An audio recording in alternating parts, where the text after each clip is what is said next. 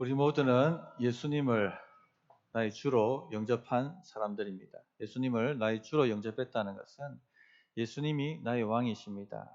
나는 그 권세, 권위에, 그 말씀에 순복하겠습니다. 그 통치를 받겠습니다. 하는 고백을 했다는 것입니다. 그런데 하나님께서는 우리의 겉으로 하는 이런 고백이 아니라 우리의 마음, 중심을 살피십니다. 어떤 동기를 가지고 예수님을 영접했는지, 그 통치에 순복하기 위해서 나왔는지 하는 것을 살펴보십니다. 우리의 마음을 살피시는 것이죠. 지금 여기에 다 예배하러 오셨는데 어떤 마음을 가지고 예배하러 오셨습니까? 무슨 동기를 가지고 주님을 섬기기 위하여 나오셨습니까? 그 중심에 따라서 결과가 천지 차이로 달라지게 되어 있습니다. 지금 오늘 우리가 다룰 말씀은 다윗 왕을 다시 왕으로 모시는 이스라엘 백성들의 모습을 살피려고 합니다. 세 종류의 사람이 다윗 왕을 왕으로 영접하기 위해서 나오는 말씀입니다. 이것은 예수님을 나의 왕으로 영접하는 세 종류의 사람이 있다 하는 것을 우리에게 말씀하시는 것입니다. 그래서 오늘 말씀을 통해서 나는 어떤 종류의 사람인지, 어떤 동기를 가지고 주님을 섬기고 있는지 하는 것을 점검해 보시고 또 어떤 마음 태도를 가지고 나가야 될지를 도전받는 시간이 되었으면 좋겠습니다. 우리가 처음에는 정말 좋은 마음으로 좋은 동기로 시작하지만 이 세상에 때가 묻으면 우리 동기가 흐려지게 되어 있습니다. 그래서 다시 한번 영적 청소를 하신다 하는 각오를 가지고 말씀을 들어보시기 바랍니다. 첫 번째 다윗 왕을 왕으로 모시기 위해서 나온 사람이 시므이입니다. 베냐민 지파 사울 족속 중에 한 사람입니다. 그런데 이 시므이 잘 기억하실 것입니다. 시므이가 왜 가장 먼저 다윗 왕을 모시러 나왔을까요? 죄를 지었기 때문에. 기억하시죠? 사무엘하 16장 다윗 왕이 피난길에 갔을 때 바울임에서 돌멩이 던지면서 죽으라고 가가지고 킥 하고 죽으라고 저주하고 욕설을 퍼부었던 사람이 바로 시므이입니다. 사무엘하 16장 7절 8절에 이렇게 말씀하죠. 시므이가 저주하는 가운데 이와 같이 말하니라. 피를 흘린 자여 사악한 자여 가거라 사울의 족속의 모든 피를 여호와께서 내게 돌리셨도다. 이런 식으로 욕설을 퍼부었습니다. 다윗의 장수 아비새가 가서 당장 저 입을 다물게 만들겠습니다. 제가 하겠습니다 하고 얘기했더니 다윗 왕이 하나님께서 그의 입을 통하여 나를 책망하신다 하면서 제지를 합니다. 그리고 살려줍니다. 그런데 이제 그 다윗이 가서 죽는 것이 아니고 어떻게 됩니까? 모든 것을 회복하고 다시 왕권을 가지고 예루살렘으로 복귀를 하고 있습니다. 그 복귀하는 길 가운데 지나야 될 곳이 바로 바울임, 시므이의 고향 마을입니다. 누가 가장 큰 기겠습니까? 시므이입니다. 그래서 누구보다도 먼저 일찍이 일어나서 다윗 왕을 맞으러 나오는 것입니다. 시므이가 자기 죄를 알고 다윗 왕이 용서를 구하며 화해를 청하고 있습니다. 베냐민 지파 1000명 사람들을 데리고 나왔다 이렇게 말씀하고 있죠. 시므이는 베냐민 지파에서 유력한 사람입니다. 지도자급입니다. 1000명이나 그의 말 한마디에 왔다 갔다 할 수 있는 사람이라는 뜻이죠. 그 사람이 다윗 땅을 처음 맞으러 나와서 바로 보자마자 무릎을 꿇고 살려주시면, 용서해 주시면 제가 충성하겠습니다. 이렇게 말하고 있는 것입니다. 그때 센스 없는 아비새가 또 나타나서 얘기를 하죠. 왕이여, 기름 부음 받은 자를 저주했으니까 저 사람은 죽을 죄입니다. 반역죄고 그의 죄는 사형감입니다. 당장 가서 목을 따게 하십시오. 그렇게 얘기합니다. 그러니까 또 다윗 왕이 지금 이스라엘 백성들이 나를 다시 왕으로 옹립하고 모두가 화해하고 화합하는 이 좋은 날에 피를 흘리라고 하는 말이냐 하면서 아비새를 꾸짖죠. 영적 센스가 있는 겁니다. 지금 베냐민 지파 사람들하고 싸우면은 또 내란이 일어나는 겁니다. 그래서 다윗이 아비새를 그렇게 꾸짖습니다. 자, 그런데 여기서 우리가 받아야 될 교훈이 뭐냐면요. 이 시므이는 굉장히 교활한 사람입니다. 그러나 아주 지혜롭다 하는 것을 배워야 합니다. 왜 그가 지혜롭습니까? 첫째는요, 자신의 죄를 아는 사람이었습니다. 자신의 죄를 아는 사람은 지혜로운 사람입니다. 자기가 무슨 죄를 지었는지도 모르고 돌아다니는 사람은요, 가장 어리석은 사람입니다. 자, 19절, 20절의 말씀을 보십시오. 왕께 아뢰되 내 주여 원하건대 내게 죄를 돌리지 마옵소서. 내 주 왕께서 예루살렘에서 나오시던 날에 종의 패역한 일을 기억하지 마시오며. 자신이 패역한 죄, 죽을 죄를 지었다 하는 것을 알고 있습니다. 왕의 마음에 두지 마옵소서. 왕의 종 내가 범죄한 줄 아옵기에 오늘 요셉의 온 족속 중 내가 먼저 내려와서 내 주 왕을 영접하나이다. 요셉의 온 족속은 이스라엘 말합니다. 요셉의 아들이 누가 있습니까? 므낫세와 에브라임이 있죠. 에브라임 지파가 유다 지파에 버금갈 만큼 영향력 있는 지파입니다. 거의 유다 빼고 모든 지파에 영향력을 미치는 지파가 에브라임입니다. 그래서 요셉의 족속이라고 얘기하는 이스라엘을. 어쨌든 간에 지금 자신의 죄를 아는 사람은요, 지혜로운 사람입니다. 우리가 병이 들어도 그 병을 고칠 의원이 있고 의술이 있다 할지라도 자신이 병이 들었다는 것을 모르면요, 아무 소용이 없습니다. 아무 소용이 없습니다. 살지를 못합니다. 지혜롭지 못한 것이죠. 내 은행 계좌에 억만금이 유산으로 주어져 있다 할지라도 전혀 모르는 사람은 소용이 없습니다. 영적으로 지금 내가 병들었다, 죄를 지었다, 구체적으로 무슨 죄를 지었다 하는 것을 알아야지 주를 찾게 되어 있습니다. 그리고 당장 달려가서 주님과 화해하고 용서를 구합니다. 삶이 회복되죠. 그렇기 때문에 자신의 죄가 뭐라는 것을 아는 사람이 지혜로운 사람입니다. 둘째, 시므이는요, 살 방도를 아는 사람이었습니다. 지금 이렇게 편안하게 누워 앉아 있을 때가 아니다. 당장 일어나서 다윗 왕을 누구보다 먼저 영접하고 만나야 된다. 그리고 그 사람한테 죄를 살려달라고, 죄를 용서해달라고, 패역한 죄를 지었다라고 용서를 구해야 된다. 그것이 살방도다 하는 것을 아는 사람이었습니다. 그래서 지금 다윗 왕을 처음 만나기 위해서 달려 나온 것이죠. 성도님들, 이런 죄가 있어야 합니다. 내 인생을 좌지우지할 왕과 대적하는 것은 지혜롭지 못한 것이죠. 죽어도 나의 영혼을 지옥 구덩이에 던져 넣을 수 있는 만왕의 왕과 대적하는 것은, 그의 원수가 되는 것은 가장 현명하지 못한 일입니다. 화해하는 것이, 화목하는 것이 지혜죠. 하나님과 화목하셔야 됩니다. 어떻게 하든지 하나님과 잘 지내시려고 애를 쓰셔야 됩니다. 하나님과 원수되고서 잘 될 인생이 없습니다. 하나님과 등을 지고서 풀릴 인생이 없습니다. 여러분들이 잘 아시듯이 죄는 하나님과 우리 사이를 가로막습니다. 그죠? 죄는 하나님과 우리 사이를 원수되게 만듭니다. 하나님을 대적하는 것이 바로 죄입니다. 그러므로 인생이 안 될 때는요, 돌아보셔야 됩니다. 혹 내가 지금 하나님을 대적하고 있는 것인지, 하나님 말씀과 반대로 가고 있는 건지, 하나님과 원수되자고 지금 발버둥 치고 있는 것인지 살펴보셔야 됩니다. 그것이 지혜입니다. 그래서 내 안에 하나님을 거역하고 하나님 말씀에 순종하지 않고 하나님과 원수되려고 하는 것이 있다면 빨리 주님 앞에 나아가서 그 문제를 회개하고 용서를 받고 화목을 청해야 되는 것이죠. 예수의 피가 우리를 화목하게 하지 않습니까? 물론 모든 어려운 문제, 고난이 죄 문제는 아닙니다. 그러나 성경을 읽어보시면 사람들이 고난받는 가장 많은 이유가 뭔지 아십니까? 죄 문제예요, 죄 문제. 그렇기 때문에 내 인생이 지금 어두워지고 있다, 어려워지고 있다, 뭔가 지금 무관지구가 일어나고 있다 하면 자신을 살펴야 됩니다. 말씀입니다. 혹 내가 지금 하나님을 거역하고 있는 것인지. 주께서 바울 사도를 다메섹 도상에서 만나셨을 때 네가 살아가는 모습 보니 가시채를 뒷발하는 것과 같다. 혹 그렇게 살고 있지는 않은지를 돌아보셔야 됩니다. 그것이 바로 지혜라고 말씀드릴 수가 있겠습니다. 시므이는요, 둘러 말하지 않습니다. 변명하지 않습니다. 바로 직접 자기 죄를 그대로 있는 대로 고백합니다. 패역한 죄를 지었습니다. 죽을 죄를 지었습니다.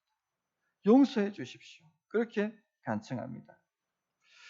자, 그런데 성도님들 이런 지혜가 있으셔야 되는데 열왕기상 성경을 아시는 분들, 성경을 좀 읽어보신 분들은요, 열왕기상 2장에 다윗 왕이 시므이를 솔로몬 왕에게 처리하라고 유언하는 장면을 읽으셨을 것입니다.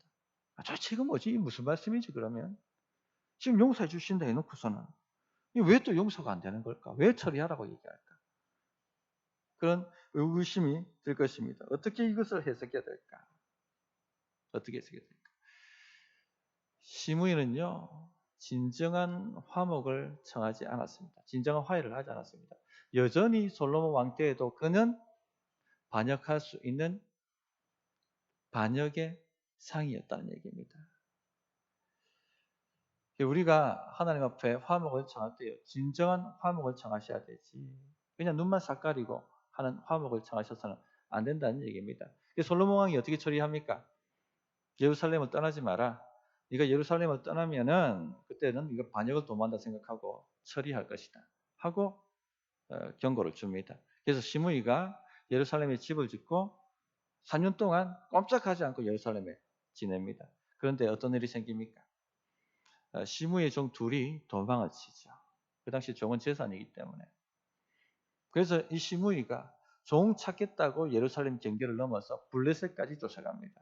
그것이 발각되어지게 되고 결국 시므이는 사형을 당하게 됩니다.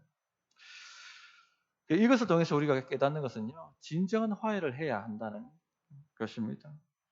시므이가 다윗에게 자신의 죄를 고백하고 용서를 구했습니다만 왜 무슨 동기로 그렇게 죄를 자백하고 용서를 구했습니까? 진짜 자기 죄를 깨닫고 알기 때문일까요? 처벌받지 않기 위해서 그겁니다. 단지 처벌받지 않기 위해서 화목을 청하는 것은요, 얼마든지 시류에 따라서 반역할 수 있다는 겁니다. 충성이 아니죠. 진정한 화해, 진정한 화목은요, 다윗 왕의 충복이 되는 겁니다.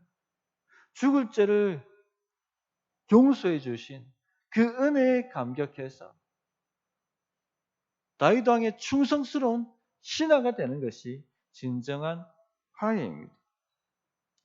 성도님들 중에는요, 오늘 예배에 나오신 분들 중에도 그렇습니다만 하나님께 벌받지 않기 위해서, 처벌당하지 않기 위해서 예배에 오시는 분들이 있습니다. 왠지 주일 빼먹으면 벌을 내릴 것 같고 우환지고가 생길 것 같고 그런 두려움 때문에 예배에 나와서 예배 드리고 가시는 분이 있습니다. 그런 분들은요, 예배에 대한 사모함이 없어요. 형식입니다. 빨리 예배를 마치고 돌아가는 것이, 다시 자신의 삶으로 돌아가는 것이 낙입니다. 처벌받지 않기 위해서 오니까 얼마나 꾸역꾸역 오겠습니까?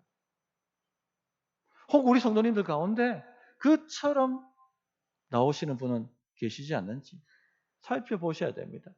진정한 하나님과의 화목은요, 하나님의 신복이 되는 거예요. 예수님의 신복이 되는 것입니다. 나를 죽을 죄에서 건져주신 주님께 온 마음을 다하여 충성하는 그런 신복이 되는 겁니다. 그런 마음으로, 그런 동기로 오시는 분은 예배가 사모됩니다. 예배가 형식이 아닙니다. 마음이 들여지는 예배입니다. 이것은 천지차예요. 결국 시므이는 구원받지 못하고 형장의 이슬로 사라져 버리고 맙니다. 우리 성도님도 전심을 다해서 정말 하나님의 진정한 제자가 되겠다 하는 결단을 가지고 주님 앞에 예배하러 나오시기를 바랍니다. 두 번째 다윗을 영접하러 나온 사람이 무비보셋입니다. 성도님들, 무비보셋이 누군지 아시죠? 예, 다윗의 친구 요나단의 아들이죠. 그런데 두 다리를 다 저는 사람입니다. 마땅히 죽어야 될 요나단을 다윗은 무비보셋을 다윗은 요나단과의 언약 때문에 어떻게 합니까? 사울의 모든 땅을, 재산을 무비보셋에게 다 주고, 그리고는 왕의 상에서 먹을 수 있는 자격을 줍니다. 즉 왕자처럼 대해줬다는 것이죠. 왕자처럼 그 주위를 상승시켜주고 그렇게 왕자처럼 누릴 수 있도록 모든 혜택을 해주었습니다. 자, 그런데 다윗이 어려워졌을 때, 압살롬을 피해서 피난 갈 때 이 무비보셋이 나오지를 않았습니다. 따라 나오지 않았습니다. 근데 무비보셋의 종이 시바인데 시바가 큰 굴량미를 가지고 다윗의 피난길에 맞아서 나오죠. 그러면서 이 시바가 왜 무비보셋이 안 나왔냐고 물어보니까 뭐라고 답합니까? 이렇게 답을 합니다. 이스라엘 족속이 오늘 내 아버지의 나라를 내게 돌리리라 라고 말하더이다. 이제 내 원수를 갚는구나. 사울의 나라가 다시 세워지겠구나. 이렇게 말했다는 겁니다. 그 말을 듣고 다윗 왕이 뚜껑이 열려버렸습니다. 시바에게 무비보셋에게 준 모든 토지 소유를 다 네가 가져라. 너에게 돌린다. 그렇게 이야기를 합니다. 그 기억나시죠? 예, 그렇게 했다는 얘기입니다. 자, 그런데 이 시므이가 나올 때 시바도 함께 따라 나옵니다. 처음으로 다윗 땅을 맞으러, 돌아올 때도 맞으러 나왔다는 것입니다. 피난할 때도 도와주었고, 또 다윗 왕이 복귀할 때도 시바가 나와서 다윗 왕을 마주합니다. 자, 그런데 바로 그 다음에 무비보셋이 다윗 왕을 맞으러 따라 나오는 것입니다. 다윗 왕은요, 무비보셋에게 직접적으로 묻습니다. 왜 내가 피난길에 이르렀을 때 따라 나오지 않았느냐? 그렇게 무비보셋에게 질문을 합니다. 그러자 무비보셋이 뭐라고 답합니까? 나의 종 시바가 나를 모함하고 있습니다. 나를 속였습니다. 그렇게 이야기를 합니다. 26절, 27절에 나와 있죠. 대답하되 내 주 왕이여, 왕의 종인 나는 다리를 절므로 내 나귀에 안장을 지워 그 위에 타고 왕과 함께 가려 하였더니 내 종이 나를 속이고 종인 나를 내 주 왕께 모함하였나이다. 내 주 왕께서는 하나님의 사자와 같으시니 왕의 처분대로 하옵소서. 성도님들, 누가 거짓말하고 있을까요? 학자들도요, 두 부류로 나눕니다. 시바가 거짓말했다, 무비보셋이 거짓말했다, 이렇게 나눕니다. 누가 거짓말하고 있을까요? 제 생각은요, 시바가 거짓말하고 있다고 생각합니다. 왜 그런가? 24절을 보십시오. 두 가지 이유인데요. 첫째는요, 무비보셋이 다윗이 피난길에 가 있는 동안 발에 맵시를 매지 않고 수염도 깎지 않고 옷을 빨지 않은 상태에서 지냈다는 것입니다. 다윗 왕에게 충성하고 있다 하는 마음을 보여주고 있습니다. 시바의 말과는 달리 다윗 왕은 이 무비보셋은 정말로 다윗 왕에게 충성하는 자였다 하는 것을 성경이 말씀하고 있는 것이죠. 그리고 이 무비보셋은 두 다리 저는 사람입니다. 시바가 말 한 장 타고 막 다윗 맞으러 올 때 무비보셋은요, 두 다리 저는 사람이에요. 바울인까지 예루살렘에서 30km입니다. 어떻게 왔겠어요? 그 전날부터 걸어가지고 왔다는 겁니다. 이 정도면은 무비보셋의 마음이 어떠한지를 우리가 짐작할 수가 있죠. 그런데 다윗 왕이요, 이상한 판결을 내립니다. 시시비비를 가려주지 않고요, 더 이상 말하지 마라. 너 왜 자꾸 네 말을 하려고 하느냐? 그만 얘기해라. 그리고 시바하고 땅을 나누라, 재산을 나누라 하고 판결합니다. 얼마나 억울합니까? 미치고 환장을 놓은 것 아니겠습니까? 그런데 무비보셋이 참말을 하고 거짓말하지 않는다는 것을 보여주는 두 번째 증거가 나옵니다. 그것이 바로 무비보셋의 놀라운 대답이죠. 30절을 보십시오. 무비보셋이 왕께 아뢰되 내 주 왕께서 평안히 왕궁에 돌아오시게 되었으니 그로 그 전부를 차지하게 하옵소서. 다윗 왕이 다시 복귀가 되어서 돌아오시는 것만으로 족합니다. 땅 시바가 다 가지게 하십시오. 저는 소용없고 필요 없습니다.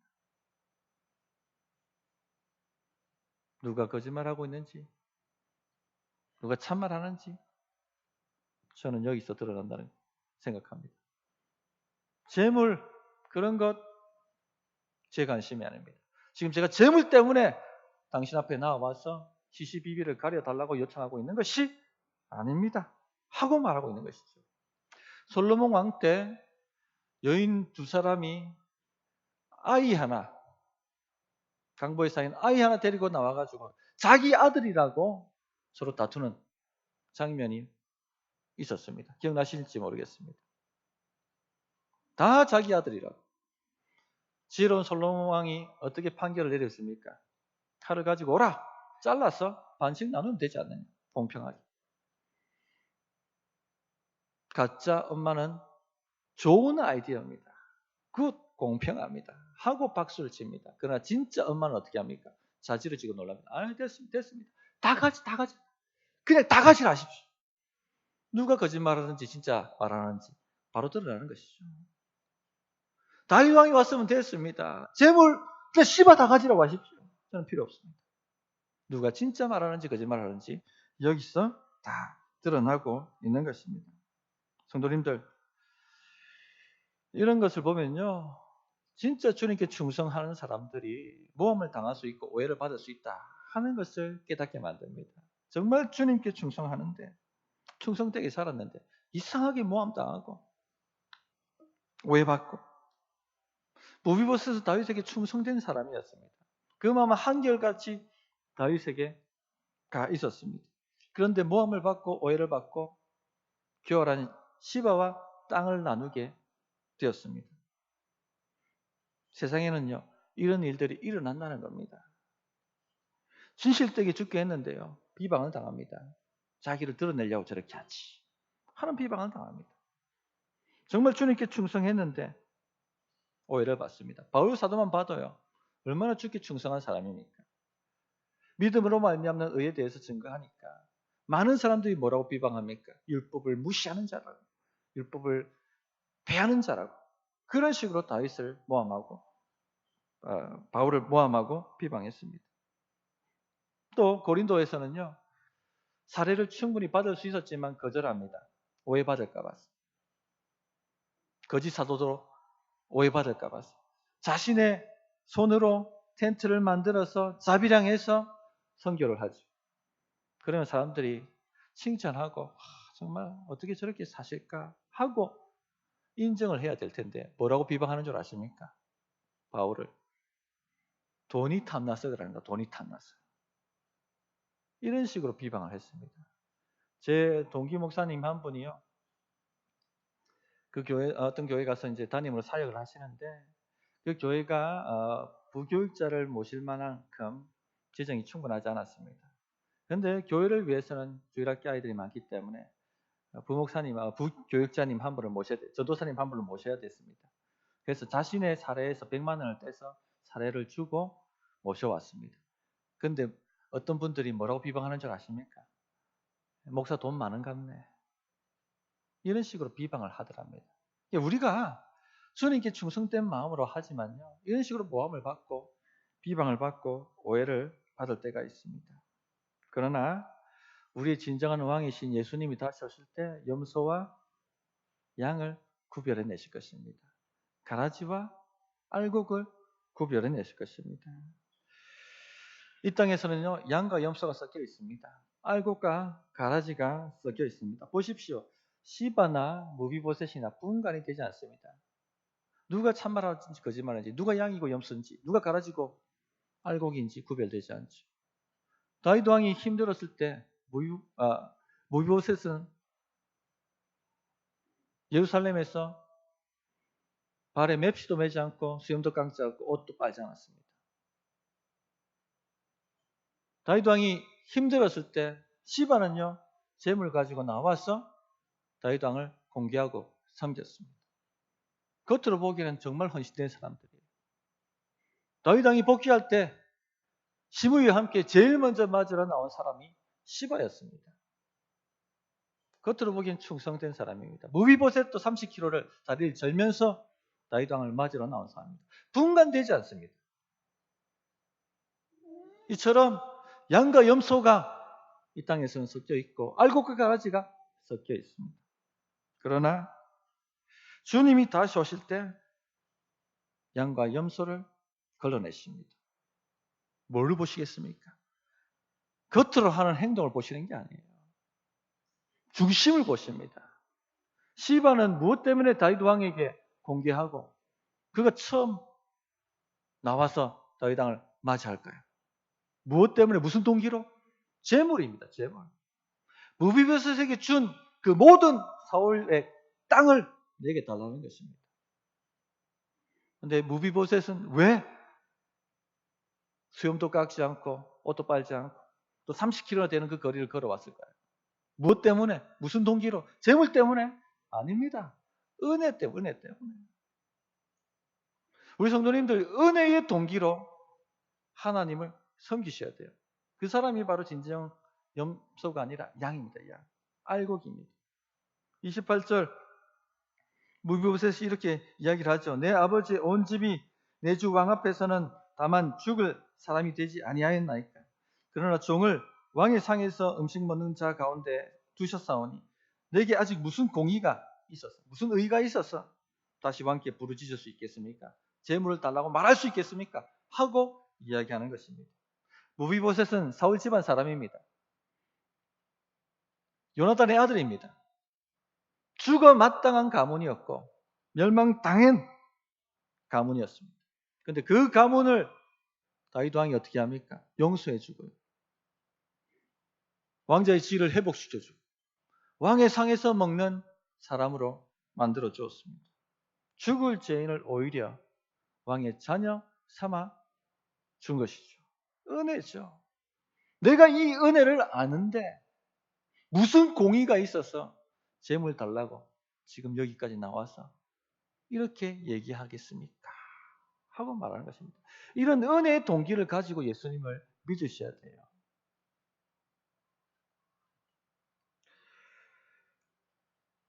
내 주 왕께서 평안히 왕궁에 돌아오시게 되었으니 그리고 그 전부를 차지하게 하옵소서. 성도님들, 우리도 전에는요 주님을 떠났던 반역자였고 죄인들이었습니다. 모든 사람이 죄를 범하였음에 하나님의 영광이 이르지 못했다라고 말씀을 하셨습니다. 지옥 형벌이 예비된 마귀의 자식들이었습니다.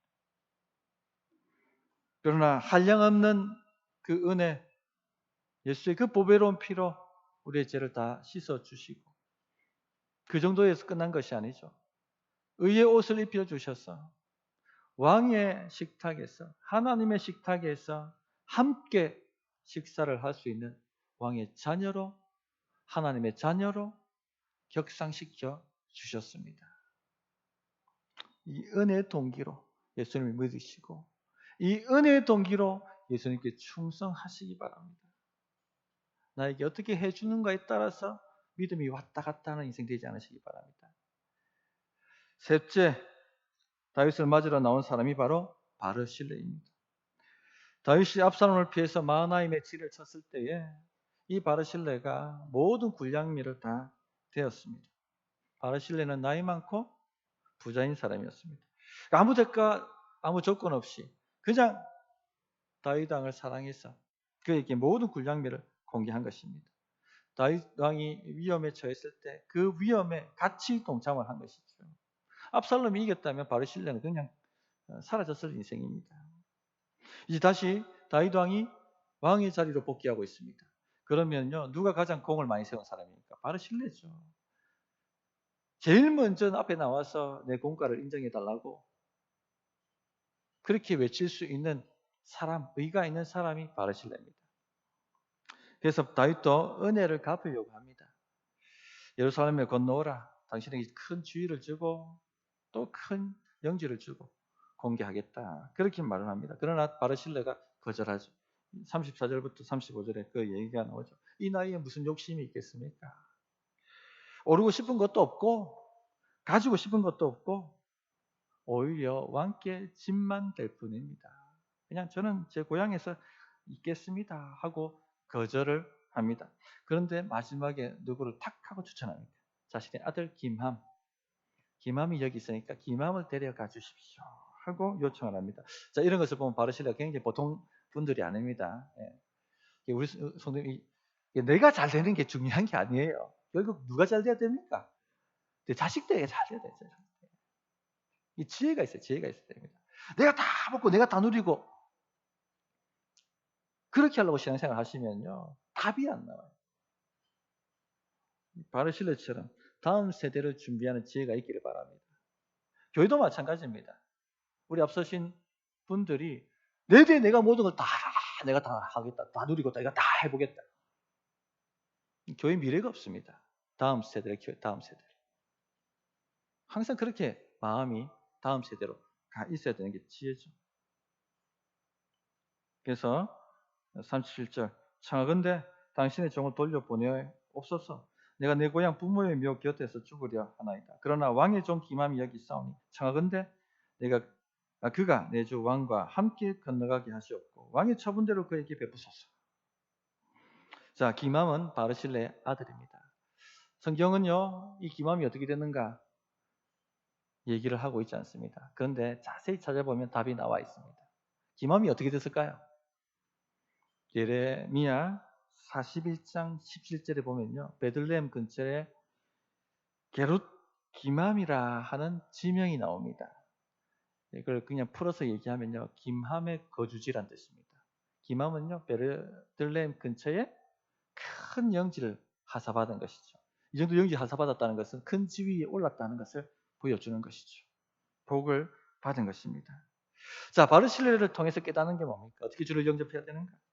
바르실레는요, 자신의 재물을 가지고 하나님의 나라에 투자한 사람입니다. 자신의 재물을 가지고 다윗을 공개한 사람입니다.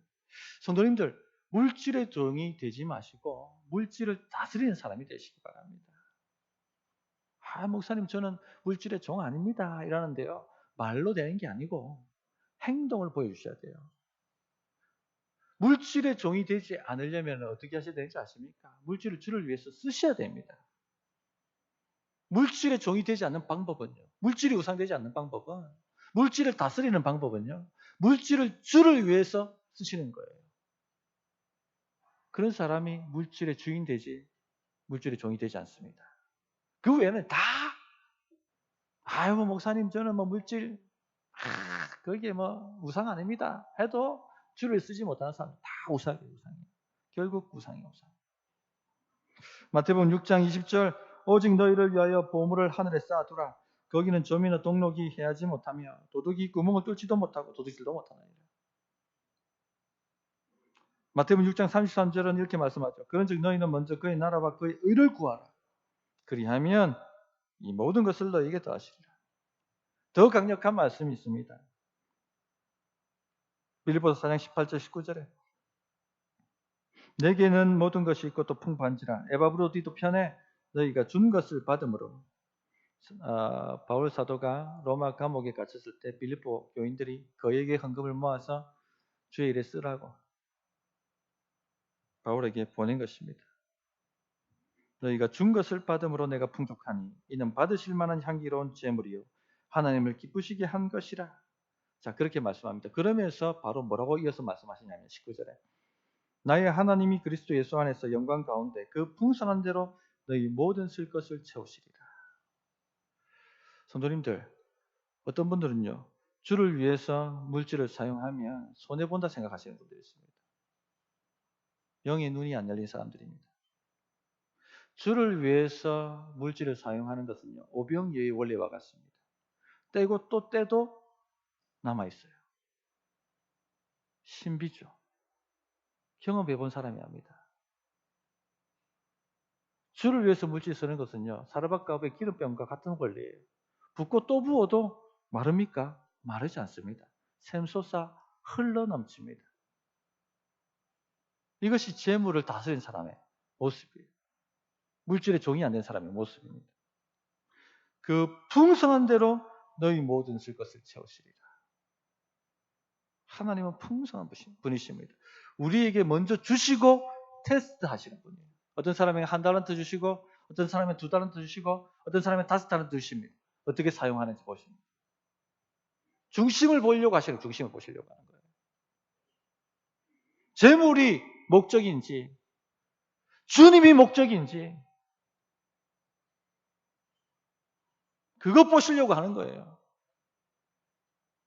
우리 성도님들, 바르실레와 같은 은혜와 복이 임하기를 바랍니다. 재물이 사라졌습니까, 바르실레가? 아니에요. 게룻기맘 더 큰 영지를 받았고 가장 중요한 것은 자식 때에 더욱 강하게 되었고 부하게 되었다는 얘기입니다. 이런 복이 우리 성도님의 삶에 있기를 바랍니다. 오늘 말씀을 정리하겠습니다. 예수님을 영접하러 나온 세 종류의 사람들에 대해서 말씀을 나누었습니다.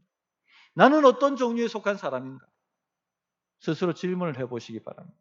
이 시간 성령께서 우리 성도님들 마음의 중심에 무엇이 자리 잡고 있는지를 보게 해주시기를 원합니다. 영의 눈을 열으셔서.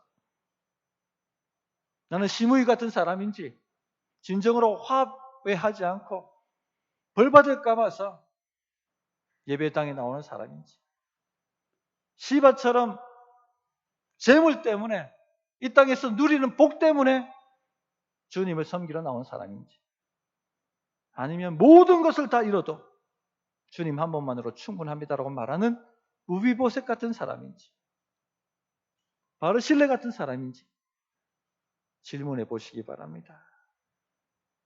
그 마음에 따라서 인생 판도가 완전히 달라집니다. 그 자식들까지 영향을 미치게 되어 있습니다.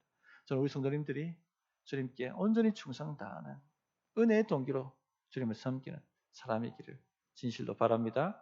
어떻게 응답이 될지 1분간 기도하겠습니다.